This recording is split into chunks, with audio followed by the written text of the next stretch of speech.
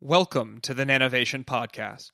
Information about this and other episodes can be found at fillerlab.com/nanovation.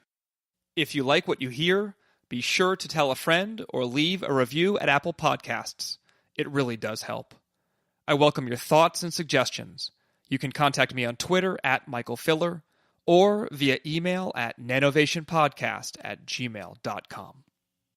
The goal of our research is to beat you in this game. Okay, then the goal of our research is to do the same. Very well. Excellent. Challenge accepted. That's Kate Plass and I joking about the mostly friendly competition between researchers that use solution phase and gas phase methods to synthesize nanoscale objects. Kate is an associate professor of chemistry at Franklin and Marshall College, where her lab specializes in solution phase or colloidal syntheses, especially to make nanoparticles with near-infrared optical properties. While we certainly talk about Kate's exciting research, I wanted her to share her perspective on academic life at a primarily undergraduate institution, or PUI, like Franklin and Marshall. She explains the basics of PUIs and PUI life, how they view the world and their place in it, and what opportunities are available for both students and faculty relative to more research-intensive institutions. We also find time to muse on the importance of stupidity in scientific research, and learn about Kate's mentors, hobbies, tattoos, and more. Kate is a quick thinker who is unafraid to challenge the status quo. These traits, in addition to her wicked sense of humor, come through in our discussion and remind me how fortunate I am to have known Kate since my postdoc.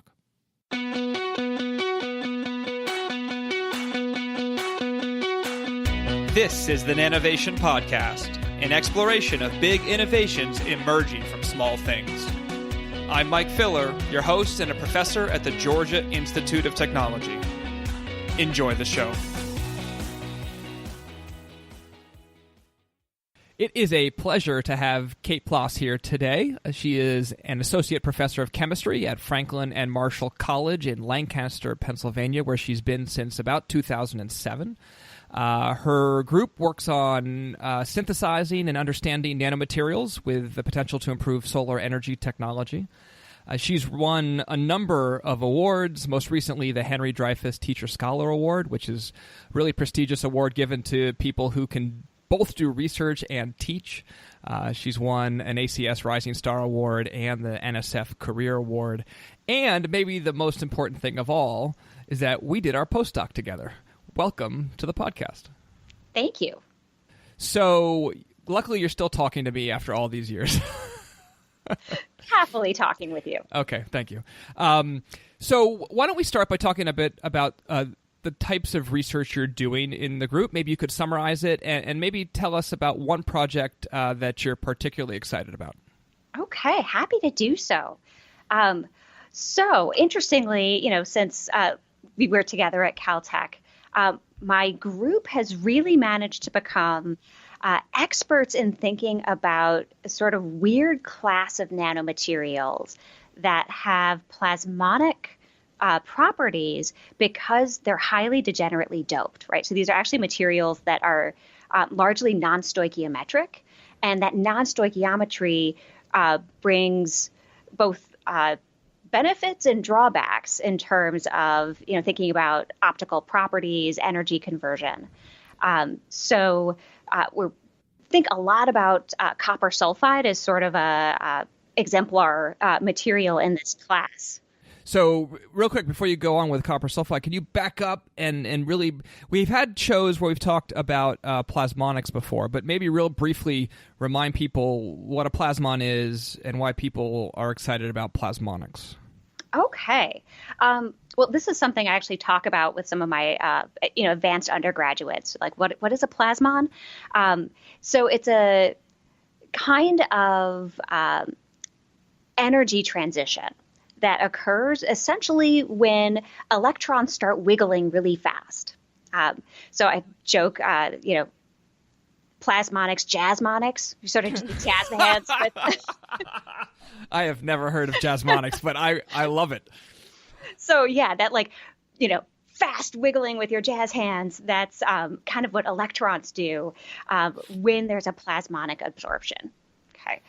So there's this really fast electron sort of moving in time with light that's coming in and exciting it. And so it's in some ways a very different kind of interaction between light and matter that chemists are used to thinking about, at least. It's I guess also it's collectively, so it's like lots of jazz hands moving back and forth at the same time versus one set of jazz hands. Yes, it's a whole dance troupe. Yes, okay, got it. And so this you can tune this plasmonic absorption in very different ways than you might otherwise think about tuning color. Okay, so you can take different metal particles, and just even by changing the shape, for example, you can change the plasmon absorbance. With really highly doped materials like we work with, you can change the plasmonic absorption just by changing the doping level. So things like copper sulfide actually absorb in the near infrared. So we get this plasmon absorption in the near infrared that's still tunable based on essentially how we synthesize and treat these nanomaterials. So that's really a lot of what my group does, is figure out how to control that interplay between synthesis, post-synthetic treatment, and the plasmon absorbance.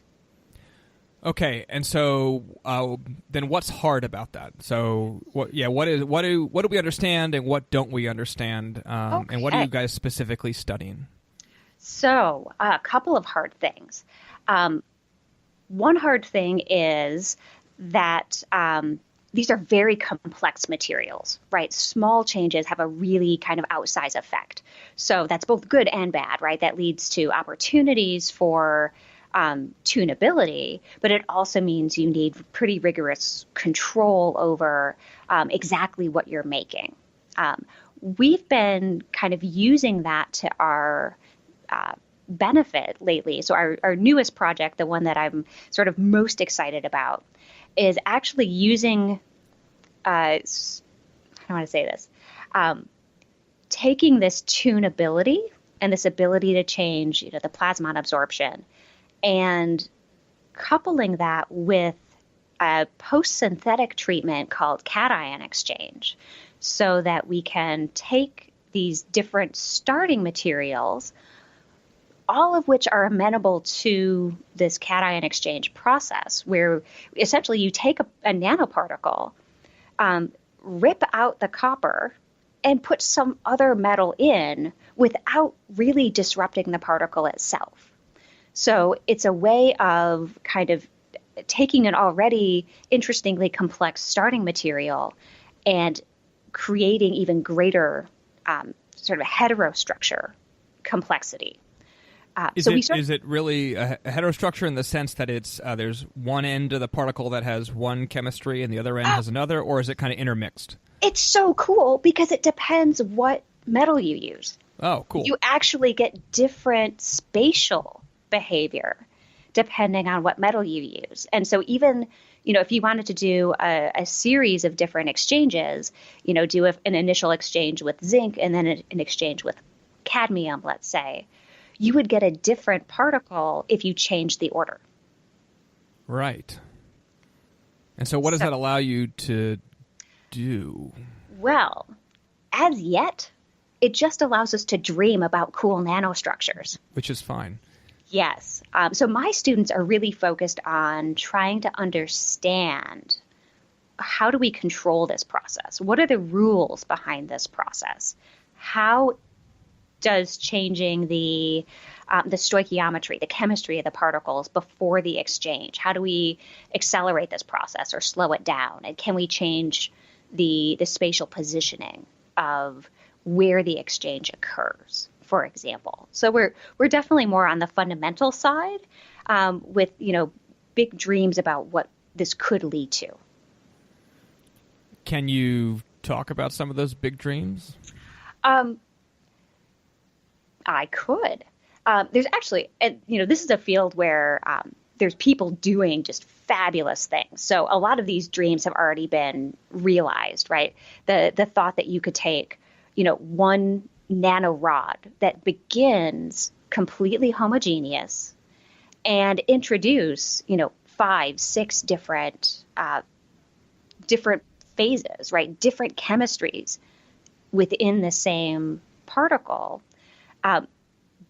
The ability to essentially take one particle and construct a device in solution that would be cool. Yeah, electrodes on either end, because you can deposit metals differently on different semiconductors. You've got your heterojunctions built into the particle. Mm-hmm.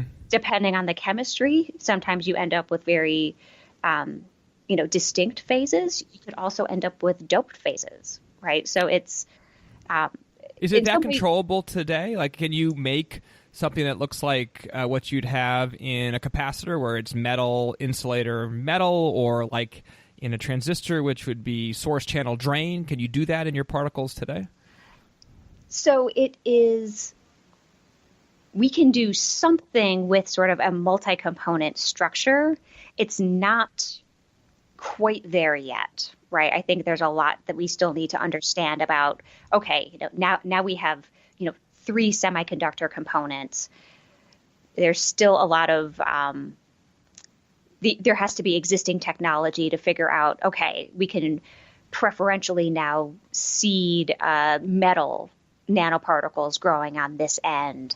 We would need to work out how do you incorporate an insulator layer, right? Mostly these are metallic or semiconductor things. So, it really is something that is interesting. It's bringing a sort of a level of controllability to nanoparticle synthesis that, the shake and bake, just trying to make different kinds of nanoparticles you don't have. One of the things I say, and for those who listen to the podcast, they know that my lab works on nanowires, and that's where you and I started at Caltech together. And we've continued to work on this vapor liquid solid growth technique where you can effectively program structure along the length if you know what you're doing. And I've always said that there's this competition between kind of the colloidal community, which is what you're talking about, colloidal synthesis in solution, and nanowires. And the competition is such that nanowires, you can create pretty complex programmable things in a lot of cases, but you don't make much of it. And that the colloidal synthesis makes a reasonable amount of stuff, but it's still harder to program what you want. Absolutely.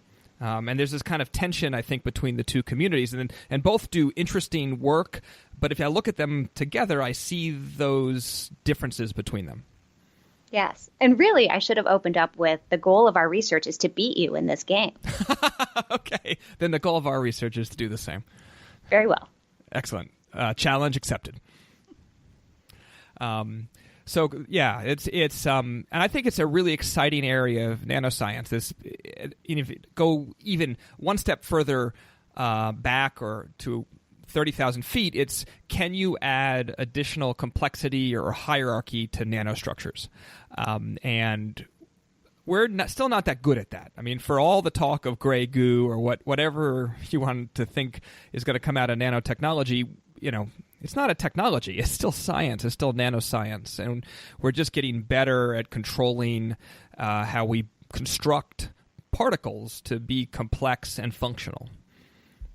Agreed. Yeah. But that means, as someone once told me during a faculty interview, it's just a rich area for science, right? So that's how you just tell someone it's complex and we'll just keep working at it. Yeah, it really means it's a scientific playground that we still have lots of fun to have. Exactly. So I wanted Kate to come on the podcast, one, because she's an outstanding scientist, and two, because she's at Franklin and Marshall College. And Franklin and Marshall is a largely teaching-oriented school. It's distinct from the places that a lot of people on the podcast are from. And I wanted her to tell us a bit about her story, how she went from a place like Caltech to Franklin and Marshall, how she made that decision, and a little bit about what are the differences from her perspective of small and large institutions. So let's go back over a decade ago, Kate, and here you All are right. postdocing at Caltech and trying to figure out what you're going to do next. What were the questions you were asking as you tried to figure out where you were going to apply? Oh, dear.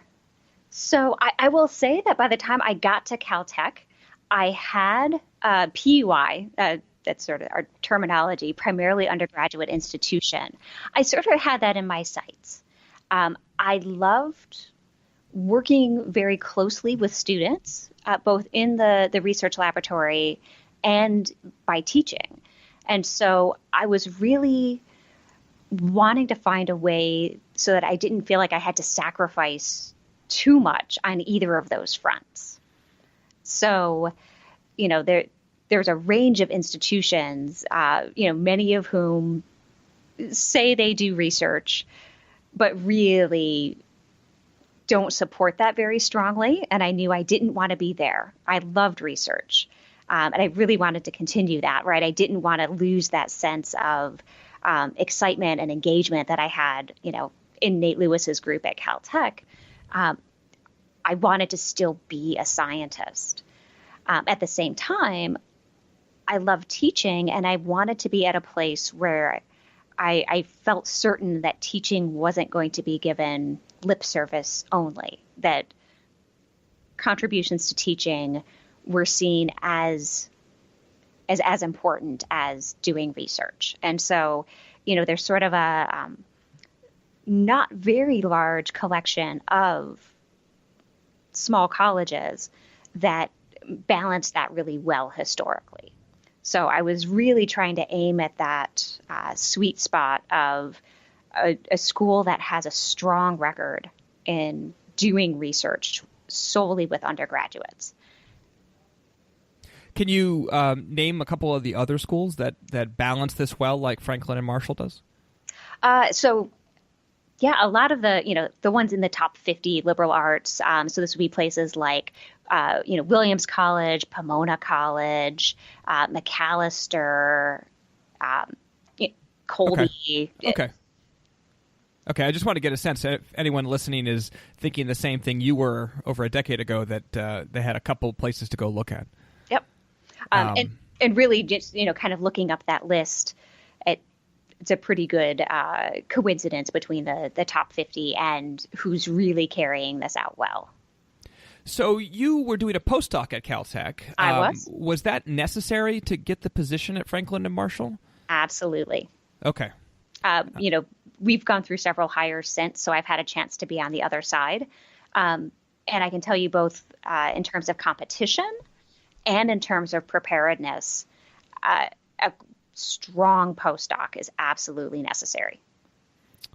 Is that from scientific depth or just additional experience, all the above maybe? Yeah, it's all the above. In some ways, it's somewhat more important. If you try to imagine designing a successful research group when you have to teach multiple classes every semester, right? You need to design something that is really going to work and is going to work quickly. Right. And is going to be something that is going to be important enough that people care about, but that also is sort of a niche so that you're not just going to be immediately outcompeted. Right. And that it's, the capital costs of the equipment is reasonable and absolutely. Those kinds of things. Yep. And that's another, issue with PUIs, particularly in the nano region. Any instrumentation you need, they're pretty well set up for, traditional chemistry, but there's a whole lot of instrumentation that you kind of need to go figure out how you're going to get. So if I think about your colloidal nanocrystals, TEM is commonly used to study what you've made, and I'm assuming you don't have a TEM on campus. Oh, you assume wrong because you recently got... Thank you so much, National Science Foundation. Major Research Instrumentation Grant. Yeah, excellent. An MRI. Congratulations. Thank you very much. We have a 1-year-old low-voltage transmission electron microscope that my students use constantly. But you didn't have it before. So again, this is where the history of a college is really important. I did have a biology colleague that had a transmission electron microscope. It was older than my students, and it required film development, but it got us so far. And then that's where you have to sort of look outside the institution and see what resources you can find. So we're also lucky enough to have the Penn State, a couple hours drive away, and they have a fabulous materials characterization facility. Thank you very much for funding as well. That has enabled a lot of the more in-depth testing that we need to do. Got it. I wanted to ask a little bit more about what a day in the life looks like. And so maybe the first question is, and you touched on it a second ago, was what's your teaching load? Okay, so we have what we call 3-2. And essentially what that means is that over the course of 2 semesters, I'll do 3 lectures and 3 laboratories. And just to put that in context, I literally am in the lab teaching general chemistry labs. Wow. To how many students? Sections of about 20 to 25. Okay. Which is a glorious benefit of a small college, that we can have sections that are that small, and I can interact that closely with, even my first semester general chemistry students. Right. So that's one of the key benefits of being at a place like Franklin and Marshall. A PUI. I'll get the link. PUI. Excellent. So a typical teaching load for me might be doing 2 sections of general chemistry in a semester. So 2 lectures, 2 labs, so that we can have that small section size. And then the second semester might be, say, a lecture and lab for inorganic chemistry. Although right now I'm actually doing an upper level capstone course that's materials chemistry, which is wonderful. If you are teaching more than I would, right? I teach 1 class per semester. Then you must be not writing as many proposals as I would write. That is certainly the case. So yeah, the trade-off is, I'm teaching, and there's weeks during the academic year where I can barely think about anything except, teaching.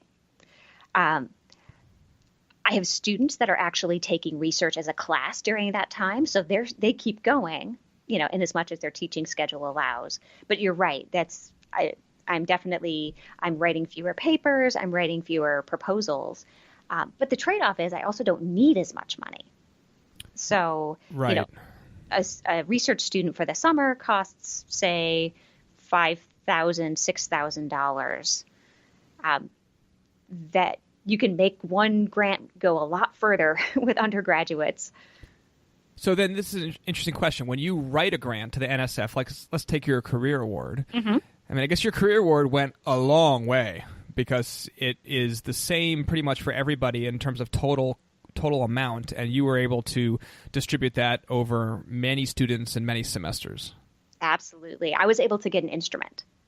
Okay, right. So that took a big chunk of that, and then I was having 5 and 6 students in my lab every summer. So wow, and I still am. Yeah, and so when it's not something like a career award with a set, constant award amount, it's a regular grant.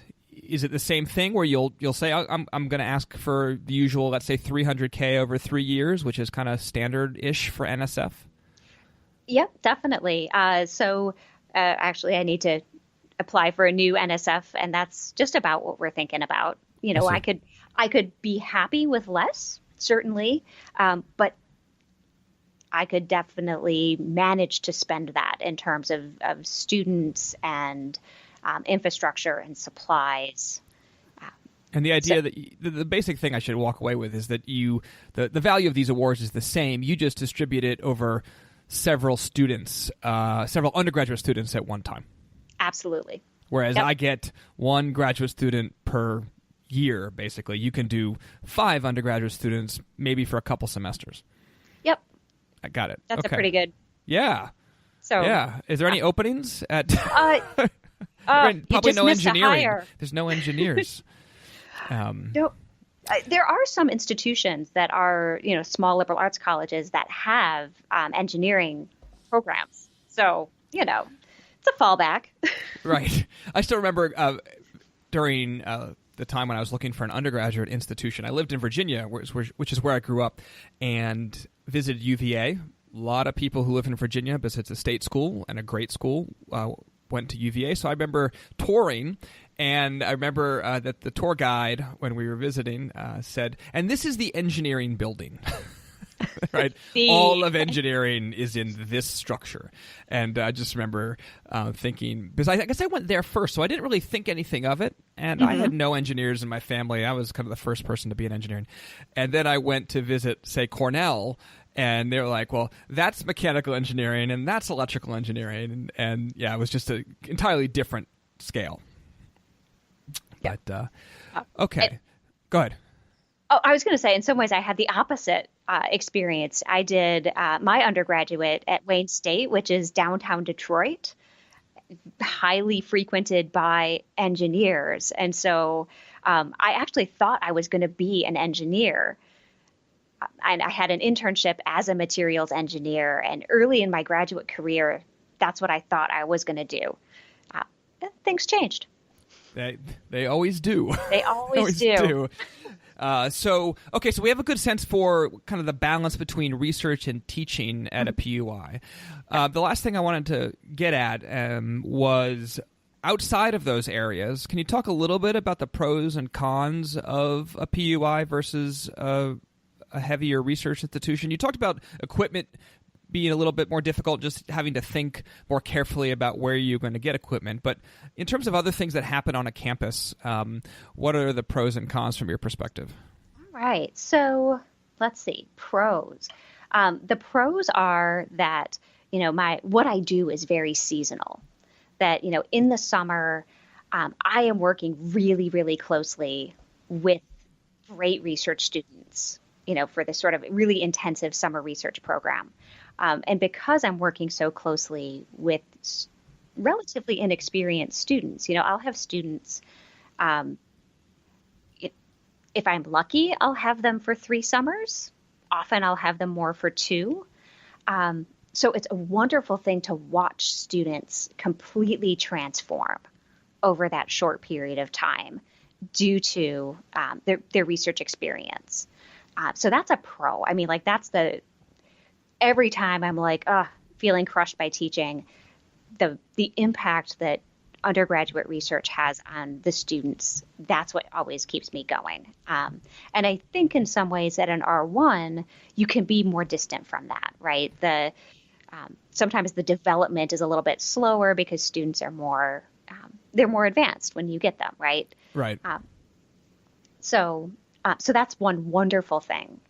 And then, the teaching is also, again, you're close up, even in general chemistry, right? I can see that I'm having a direct influence on helping students make that transition from high school to college, which again is just the benefit of just being small and being close up and being interacting on a almost daily basis.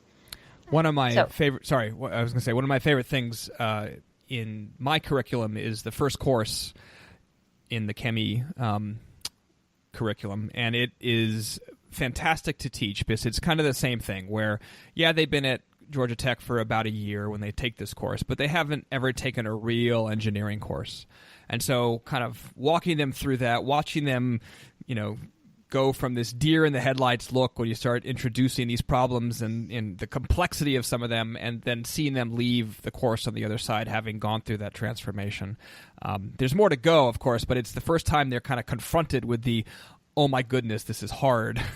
Yeah. And I really enjoy teaching that course because you do get to see them grow so much. And I'd imagine too, with your graduate students, right? In some ways, you see a slower growth, but you get them further, right? You really turn them into,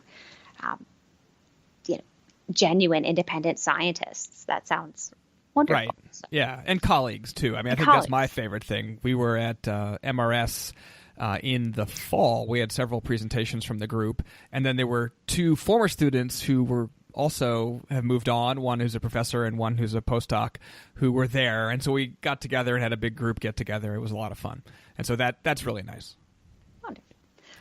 So yeah, just going back to the pros and cons, the cons are pacing, right? Everything I do slower.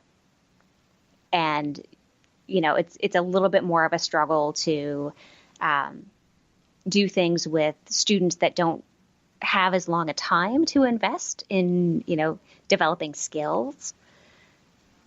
It's a bit more of a barrier to get access to high quality instrumentation, though, you figure it out. I'd say that's sort of a good balance. Do you still have fun faculty meetings? Okay, you don't have to answer that. That's fine. But actually, for those listening, all faculty meetings are fun. Okay, just to be clear, that's how they all work. Always fun all the time. For one reason or another, there's entertainment to be had. Right, exactly. Well, very cool. Is there anything else you wanted to end on about PUI life? I will say I love it. Right, it's a great place to be if you really value teaching and research and are willing to make, something of a sacrifice in scale of research to have that teaching. But that there's also opportunities so that, those scale may change. I actually feel like I, in some ways, have a freedom that my colleagues at, bigger institutions maybe don't have, because I don't depend so much on research funding, right? It enables me to try things that maybe other people wouldn't have a chance to try, right? Right. There's sort of a freedom there that is fun if you remember to take advantage of it. Yeah, it makes sense. Okay, so let's go to the next thing I wanted to talk about. And I ask all guests to propose an article. I ask for something that's kind of general. Maybe it's related to the research, but kind of a general perspective on some research field. Or it can be just an article about innovation or science in general. And so some people follow this request, some people do not. And Kate came through in spades and provided several suggestions. And the one we're going to talk about is one of my favorite articles. And I had seen it before. Most people who are in science, or at least faculty, have seen it. If you haven't, you need to go follow the link in the show notes. The article is called "The Importance of Stupidity in Scientific Research." It appeared in the Journal of Cell Science several years ago, and it's written by Martin Schwartz. And it's a short one-page discussion of stupidity and why it's actually both important and sometimes hard to stay stupid. Kate, I was thinking that I might just read, or you could read if you wanted to, the intro, or I can read it. I have it right here. And then please. Maybe you could start by giving your perspective. Great. So I'll read, it's several sentences. So the article starts, "I recently saw an old friend for the first time in many years. We had been PhD students at the same time, both studying science, although in different areas. She later dropped out of graduate school, went to Harvard Law School, and is now a senior lawyer for a major environmental organization. At some point, the conversation turned to why she had left graduate school. To my utter astonishment, she said it was because it made her feel stupid.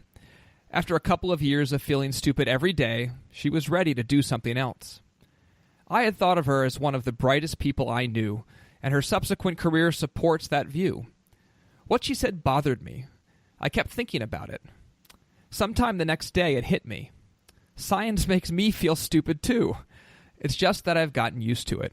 So used to it, in fact, that I actively seek out new opportunities to feel stupid. I wouldn't know what to do without that feeling. I even think it's supposed to be this way." That's amazing. Yes. Yeah, that says so much. About my life. Yep.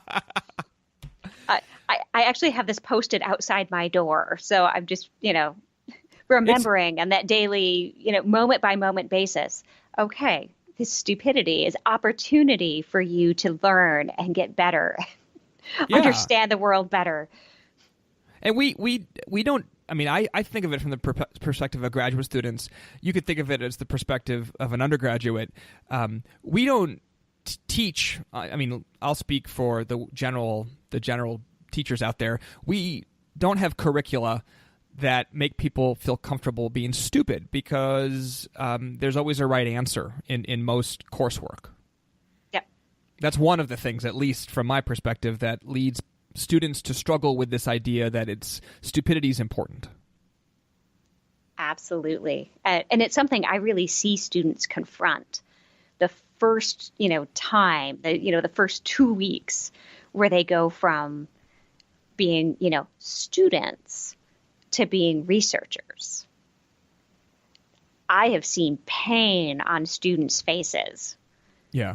As they're trying to come to grasp with just my experiment failed again and I don't know what to do. Yeah. I show this, I give a talk called Thoughts on Failure. And what this is, central, these ideas are central to some of the things I say in that talk. And I show this picture of a pier, like a wood pier on a lake, and it goes out into the distance. And it must be taken from somewhere in like the Northwest. It's really foggy, right? So you can kind of see there's this pier, and it goes off and disappears into the mist. And that's where you are in scientific research, right? You're in the mist.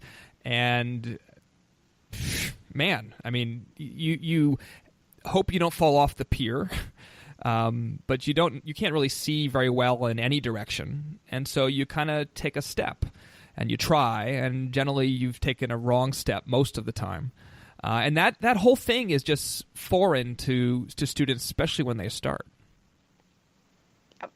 No, I actually wind up spending quite a bit of time that helping students through that transition. So what do you do? How do you help them? Okay. I try to start in general chemistry, where, of course, we're not quite there because they are trying to solve problems for which there's a known answer. But I try to keep putting them into situations where it's like, here's a problem you haven't seen before. What do you do? How do we think about this? I have a colleague with one of my favorite catch lines: when in doubt, we'll figure it out. I'd say to my kids all the time that there's no problems, just solutions. Yes. So, that's an initial point where, we just sort of try to keep sharing the context, right? There's no truly important problem that they want to address in their lives that there's an answer to, right? Or someone would have done it already. Or someone would have done it already, right? Yeah. Medical issues, environmental issues, right? Students are the ones that are going to have to be facing that. And I don't know how to fix it. All I can do is help them learn how to figure out how to fix it.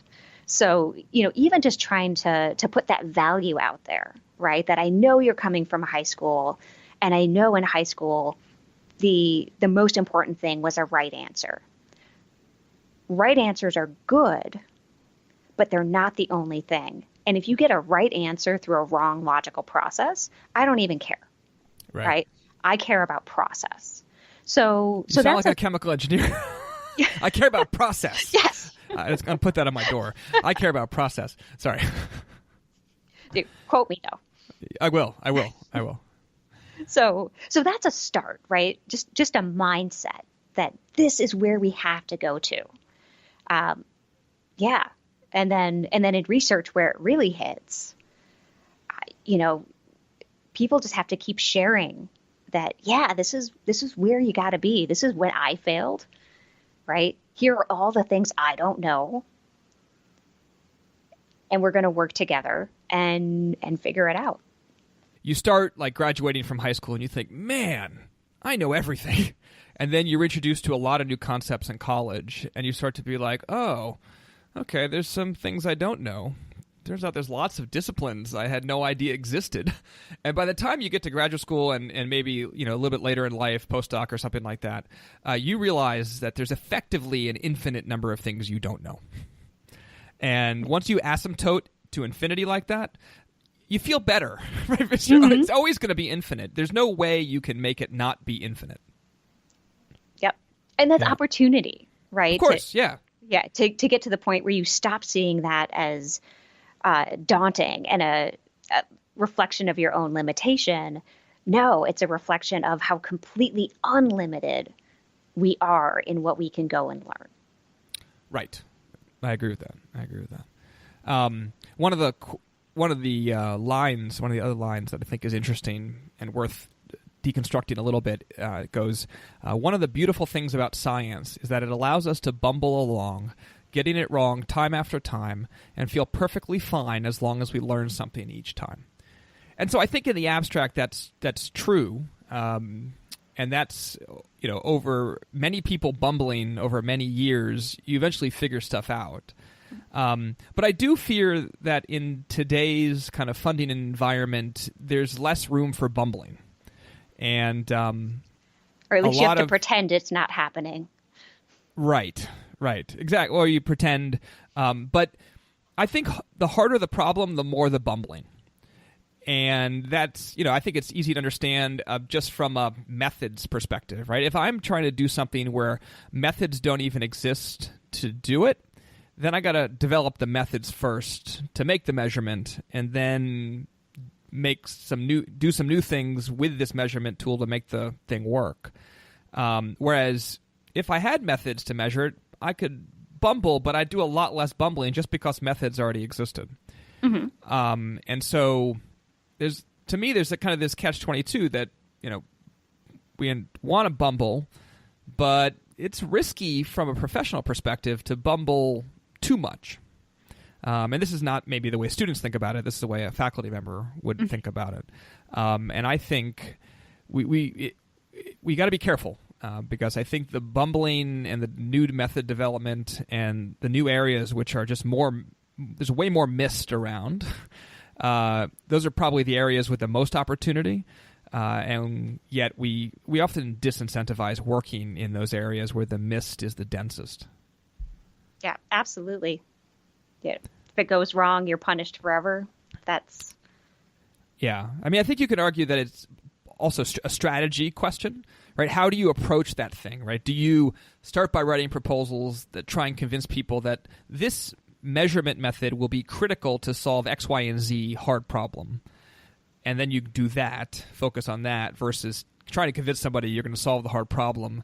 And even if you convince them, well, now sucks to be you because you don't have a method to measure what you need to measure. So strategy matters too, but just sometimes that's hard to figure out a priori. You have to bumble to figure out what you need to solve the problem sometimes. Right. And no matter, sometimes depends who your reviewers are, right? Which way are they going to be convinced? If you set up a big problem and they're like, oh, you're not going to get there, right? That detracts from your credibility for a little bit. Whereas if some people would say, oh, right, why do I care about this method without that big possible payoff? Right. That's a tough line to walk, I think. I think it's a very tough line to walk. Absolutely. But that's why half the time I feel like I'm in a marketing department. So. Well, that's a whole other podcast, it sounds like. I think the you're marketing right. of science. Yeah, we'll have you back for the Marketing of Science Sounds podcast. Great. Let's see. Anything else we want to talk about with regard to that article? No, just I think, it meshes so well with teaching and research in so many different avenues. It's a good, inspiring reminder. And I love the specific comment about how, Henry Taube didn't know the answer to Martin Schwartz's problem. And that's what made him realize that, it wasn't Taube's problem. It was his. Right. Sort of owning that stupidity is something that is really important to be a scientist. You got to stake out your area of stupidity. I have a lot of it. I staked out this whole big section over here. It's a great article. I'll say one of the other articles that Kate sent me was this one about the relevance of the academy and the relevance of professors in today's day and age. And I decided that was also another podcast. Yeah. Maybe we'll come back to that, but that's going to take some more thought before I'm willing to go on the record as far as how I view that. So, okay, so to wrap things up, one of the things I've started doing is having the lightning round, where I have a series of questions, and if you could just give short-ish answers, but we can take it wherever you want to go for each of these. Okay, I'm ready. Okay, so what's the most important thing your students don't know about Kate Plass? Oh dear, this is always so hard. There's so many important things. Yeah. I will say the one thing they get most excited about was, and one of them gets a glimpse of my tattoos and they're like, oh, wait, what is that? So that's something they find important. Okay. Yeah. Okay. Now that you've told us, what tattoos do you have? Oh, let's see. I've got a big dragon and an angel, and Awesome. They're all in very inconspicuous places. So you wouldn't know this, Right. except, catching me in an unprofessional setting, but occasionally the students do, and it's a area of intense interest. Because Lancaster is not that big, right? No. So do you enjoy the process, speaking of process, of tattoo making? No. It's something that you should do when you're young, Okay. when tattoos have a great value, and then once you get older, you're like, needles, not into it. Okay, cool. So number 2, who are or were some of your early mentors? Immediately, my PhD advisor, Adam Matzker, and obviously my postdoc advisor, Nate Lewis, were just tremendously supportive. So they're people that I want to definitely recognize thinking about mentoring. And people that went far beyond scientific mentoring. So, Adam was the one that even first mentioned to me, hey, you know what these PUIs are? I think you might be really happy at this kind of institution. You should look it up. Beyond that, I had wonderful internship opportunity at an engineering firm.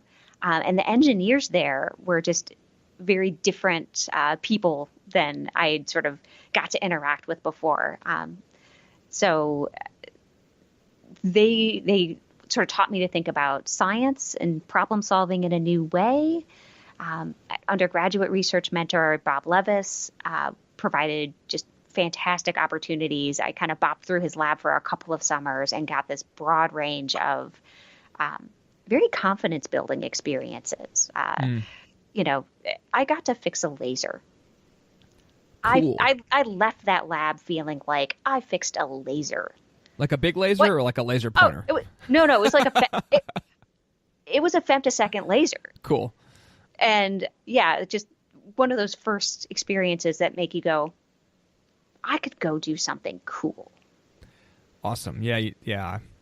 I was going to say, with regard to Nate, who mentored me, of course, when we were at Caltech, it's not always true that faculty at R1 institutions like Caltech are supportive of their students going to PUIs. So Nope. Many are, but some are not. So for those who are thinking about a PUI and maybe a postdoc, maybe bringing that subject up is worthwhile, because you really want someone who's going to support you in that decision versus just fight you the whole time. Absolutely. I will say, I suspect that there were postdoc positions I did not get because I was upfront about that. There's certainly people who are like, why would you waste your time with that? But then there's other people who really see the value of that. And, on a practical level, I'll point out that something like 40% of chemistry PhDs come from small liberal arts colleges. So, even though I'm at a small college, there's sort of an outsized effect. Right. So, they should care. No, of course. So number 3, what are some of your favorite books, blogs, podcasts, etc.? Well, I was just recently remembered one of my favorite books. So it's called To Say Nothing of the Dog by Connie Willis. Okay. It is a time travel, science fiction, detective novel, comedy romance with with a heavy like historical fiction element. And it also manages to be an ode to a Victorian travel log. So, like, I can't imagine how anyone could not like this book. I was going to say, It's there got is something everything. for everything, everybody. Nice. So, if you read one book, I think that's what it should be. We'll put a link in the show notes. So what are you excited about right now? Oh, what am I excited? So I'm in the midst of teaching my materials chemistry course, which always gets me excited because the goal of the course is really to take some seniors, right, in their final semester of college and say, all right, teachers are going away in 3 months. What are you going to do? How are you going to learn? And really kind of guide them through developing their own independent research proposal, really focused on that process of just how do you learn independent of a formal education environment. And so it's so I'm constantly learning new things because every student goes and picks their own topic. And then, they do small reading and writing assignments throughout the semester, kind of building up to this, kind of NSF model proposal. And so that's just kind of always got me excited, right? How do I help these students think about the skills that are going to be really important when they graduate that maybe weren't so important in a formal education setting? Yeah. One of the things I love doing in my junior level kinetics course is a project, and everyone kind of does the same reaction, and the kind of the goal is design a reactor. We start simple, then we add in energy transfer required to run the reactor and stuff like that. And in the end, they write a report, and I make it intentionally 3 pages. And I tell them they need these subsections, and that's about it. And they always come to me and like, well, can I put this in here? I'm like, well, you put in each section what you think I need to know. And it's so much fun watching them deal with this because in the past they've had, they just write these 20-page reports. They don't think about it. They just, throw up on the page effectively. They get all the things in there they think the instructor's looking for in the lab course, and then they walk away. Mm-hmm. But here you force them to find only what's the most important thing. And it's funny because when I find students that are doing poorly on it and don't do too well on it, they have more or less shot themselves in the foot by putting in stuff that is either wrong or so clearly irrelevant it's not funny. I can't be an expert on all their designs, so I'm just looking for hints of where they missed something. But that's fun to watch them try and figure out versus holding their hand all the way through. Yeah. And to really be, accountable for not just, a grading rubric, but no, you need to figure out what people need to know. Right. It's a whole new level. Yeah. Okay, number 5, tell us about a time you failed and what you learned from the experience. Oh, when don't I fail? We're done. Number 6. What do you do for fun? I love to read. So I do a lot of that. That's really my big decompression. I go home and I just sort of fly through books. So that's the biggest one. I love to bike. Mountain biking or road biking? Road biking. Okay. So I just got new shoes for my bike because my other ones were 20 years old and the sole popped off of them on a ride recently. Are these like the fancy ones that click into your pedals? Yeah, they're that kind. It's hard to ride home when one shoe has no sole. Oh, yeah. How far did you have to go? It wasn't that bad. Okay, good. So do you read physical books? Do you read on iPads or do you do audiobooks? So I love audiobooks. I've actually got into that increasingly lately. Because I find that there's all kinds of other situations in which listening to audiobooks just allows me to read and relax. So, I do audiobooks while kind of doing mindless work, so I can kind of get, when I'm not doing intense grading, I can do an audiobook. I've been, having to drive quite a bit lately, so I love doing that. I'm actually taken aback at how much I haven't been reading physical books. This says something. The fact that I have to stop reading a physical book in order to like brush my teeth has just gotten to the point where that's untenable. Well, you could skip brushing your teeth, perhaps. I don't think that would be a widely popular option. Okay. But Okay. I haven't tested it. Right. Let's not. I think a lot of people are coming to grips with this reality, and I think this is just how sentiment changes over time, and why I'm pretty sure physical books are certainly going away, except in niche situations. Right. And yet I have a physical book library filled with things that I want to read. And there's just this little convenience differential. Exactly. And the cost of a tree. Okay, so a college student comes up to you saying they're interested in an academic career.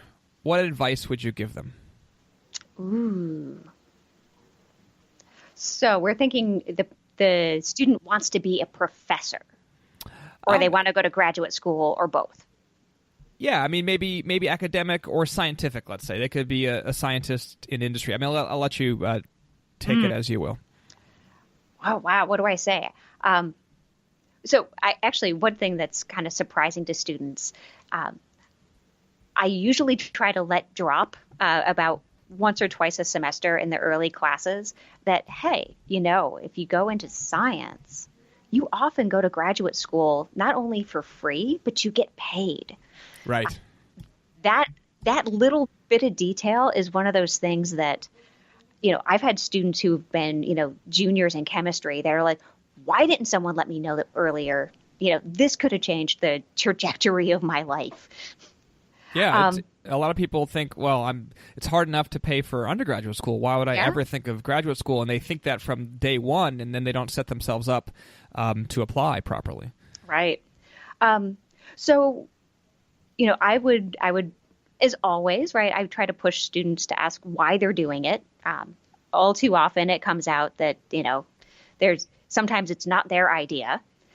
If they're there and they're saying, I love science, I'm excited about my chemistry classes, I'm liking bio and physics, and this is what I want to do, then I tell them, get into research.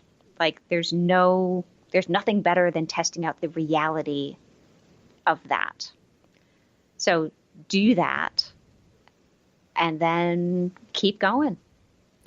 Yeah, the research thing, I would personally recommend kind of a summer research experience where you're devoting most of your time to the research, because I think that kind of being enveloped by the science for a period of time is closer to what graduate school is like than kind of stopping by the lab for a little bit when you're still really focused on courses. And I remember in my case, I was like, I don't even know if I'm going to like research when I go to graduate school, but I was kind of so about my undergraduate research experience.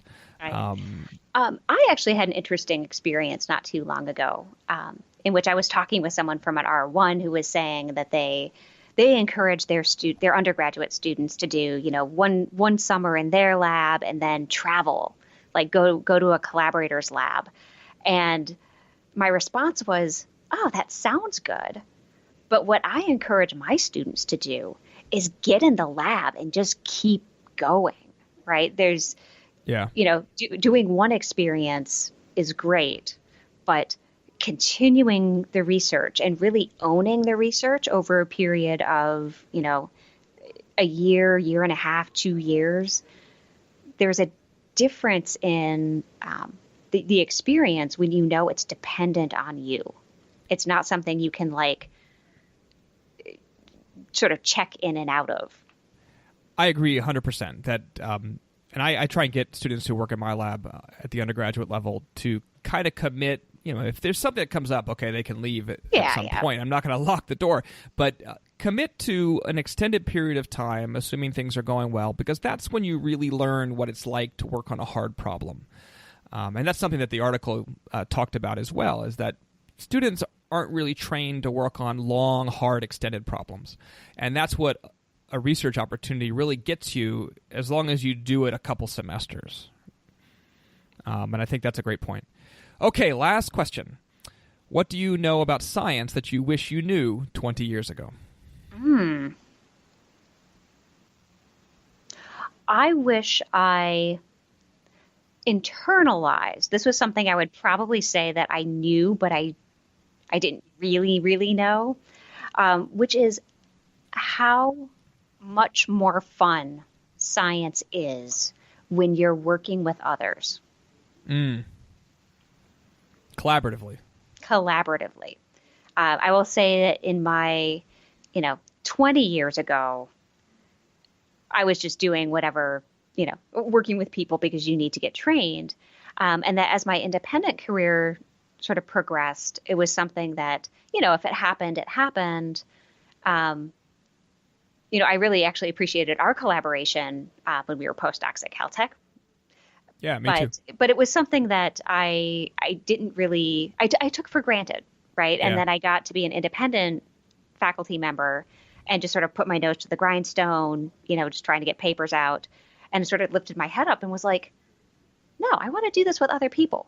And since, for the last couple years, I've really been pushing to try to make stronger and more substantive contacts with other groups. Sort of getting relationships that really continue. Yeah, but I think part of that is the post-tenure kind of mindset, which I do advise people that they should look for collaborators from day one. We were lucky that we kind of got along, and it was fun collaborating from day one. It was very natural, yeah. Right, exactly. And so when I have reached out to people who I think have a certain synergy in what they do, I would say 1 out of 5 actually work out, right? And it could be because they want to, or they don't, or I don't want to after I learn that they're not really great at collaborating in the sense that they don't pull their weight in writing proposals or what have you, right? And so there's lots of ways for collaborations to not work, but I agree it's so much more fun with others, both because they have skills you don't, and you can do more interesting things, but just fun. Absolutely. On that note, Kate, thanks so much for coming on the podcast. I hope you'll come back sometime. Thank you so much. I would love to. You've been listening to Nanovation. If you enjoyed the show, please leave a rating or write a review on Apple Podcasts. Show notes are available at fillerlab.com/nanovation. Nanovation is recorded in the Marcus Nanotechnology Building on the campus of Georgia Tech. Andrew Cannon edits the show. I'm Mike Filler. See you next time.